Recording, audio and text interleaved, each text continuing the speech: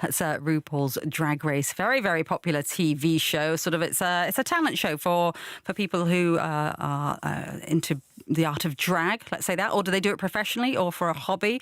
Not many opportunities for young people to give it a try until now, that is, because Scotland's first ever drag school, which is going to be a 5-day course, which is already sold out, where children from senior school from S1 to S6 can learn more about the art of drag and perhaps even give it a go for themselves. To tell us more about it, we've got the executive producer at Big Burn Supper, which is the platform that is enabling this to take place, Graham Main, joining us. Hi, Graham. Good morning. Good morning. Thanks so much for taking the time to share the info with us this morning. And Jordy Deelight is also on the line, programme leader and drag queen. Morning, Jordy. Morning. What a delight it is to be here. Thank you so much for having me. I mean, isn't it absolutely amazing, the sudden rise in popularity across the mainstream that drag has now enjoyed? In big thanks to RuPaul, who sort of made it mainstream, really. But are you absolutely stunned at how popular it has become? Jackie, if I had been thinking at high school 10 years ago when I wanted to be a politician, that drag would be popular and I'd be a drag queen, I would never believe that. I'd never believe I would be interviewed by you right now. And yeah, big thanks to Mama Ru, because this is the future now. The future is drag and I love it. And Graham, for you, tell us a little bit about the decision-making behind why to have sort of the summer camps are nothing new, are they? What to do with kids in the summer holidays, particularly the older ones. I think it's easier if you've got under 12s to sort of entice them into summer camps where there's sports and games and, sort of being entertained by adults in summer camps. But older ones that take a little bit more persuasion to go out and do something. So where did the idea come from, to have a summer camp around and about the art of drag? Well, quite simply, it sort of relates to the pandemic, really. We were asked by the local authority to come up with a programme that would really support young people in the south of Scotland to connect during the summer. And when we designed that, we created, youth theatre, we created stand-up comedy school. And as we started to look at the segmentation of young people that could take part, figure out what kind of young people would be interested, we started to realise we were missing a big chunk. And that big chunk was young people who may identify in their school as either being LGBTQ or whatever else. And so, firstly, what we did is try and create a space where these young people could come together. And because we're a performing arts company, we're on youth theatres, we're on Dunphy's Community Choir, the Big Burn Supper. It felt very obvious to us, actually, that we should explore the art of drag and how that's become interesting and how young people might become, learn more about it. And what's the uptake been like? How many places are you able to offer, and what's the uptake been like? And what's the sort of the split there amongst sort of the gender split? Aye, the gender split's a big question, isn't it? Well, 50-50 really, if that's such a thing. I'm sure there's 3 genders now, really. There's boy, girl, and anything else in between. Of course, absolutely. We kept it to 8 young people because we didn't want it to become a kind of mad dash thing. We wanted it to be really focused, allow them to have a positive experience. And we sold out those places in 3 days, 4 days. Wow! And when we say sold out, we should say this is a Scottish Government funded programme right across Scotland, and they're funding arts organisations like us to kind of become that third interface in the summertime. So that in terms of safeguarding, right now across Scotland, all the young people are out of school, and when they're out of school, it becomes kind of a bit of a worry as to what they're actually doing. Are they being fed? Are they being looked after? Are they emotionally stable? So the whole thing's free. And when we say sold out, we mean just basically registering. Right.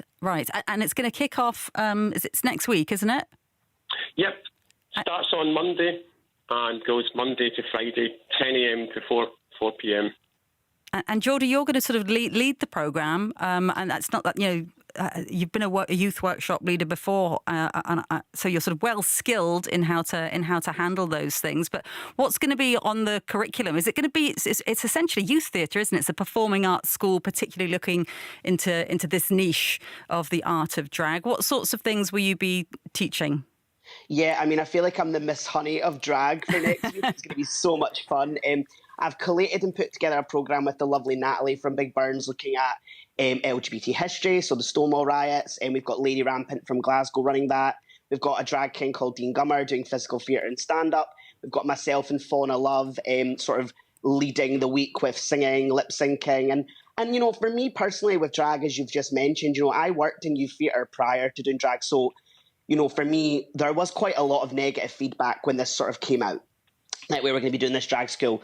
And I wanted to kind of, you know, clarify, you know, I've worked with young people since I was like 19 professionally, and putting this program together, I wanted to make sure that they were getting a lot of performance skills, because I studied, you know, drama and my MA in contemporary art that was funded by Sir Ian McKellen. And Right. for me, it was very much that thing that I wanted to show them that drag is performance for me. You know, like when it comes to Shakespeare and pantomime, you know, a lot of people had negative backlash, but pantomime is something that we in Scotland celebrate every Christmas. Yeah, we love it. Yeah, in terms of the programme, it was quite actually a lovely, fully rounded moment for me, because I got to bring together drag artists across Scotland who some of us have not been working for a year and a half. So it's great for us. And I'm like a joke earlier, you know, 10 years ago, I never, when I was at school, would have imagined I'd be running one of Scotland's first drag schools. It's quite surreal. I mean, as popular as it has been, and all the sort of the spots in the registration have been taken, you'll have come in for a fair amount of criticism and trolling as well, I would imagine. I mean, I want to answer that question in two parts, if that's all right. Basically, the beginning was quite negative. A lot of people really wanted to troll me, of different kinds of people, because I think there was this kind of pre-assumption that, you know, with drag, it was all these things. It really wasn't. I was like, what do you think I trained in at drama school and at art school? You know, this is not a sordid, seedy thing. And then the kind of negative backlash after, there was an amazing article by The Guardian done, which I thought was incredible, that The Guardian were kind of promoting this. But, you know, the tagline was gender as a performance. And I was like, oh gosh, now the LGBT community feel like I'm saying gender identity is not valid because I'm non-binary and don't really identify with being cis. And it has had such a negative context attached to it for some sad reason. But honestly, it's, for me, in my work, it's the fact that young people want to do it. It's sold out. We've got all different kinds of people. You know, women can do drag. The drag future is changing. And for me, that's the bottom line is the young people want to do it. It's going to be an amazing experience, and I just can't wait to do it. And I suppose, you know, like you, Jordy, you know, you've done sort of youth theatre and ended up in this particular speciality. But the kids who come to the workshop, they're going to learn an awful lot about costume design and makeup and the physicality of performance and sort of how to enrapture an audience and music. And so those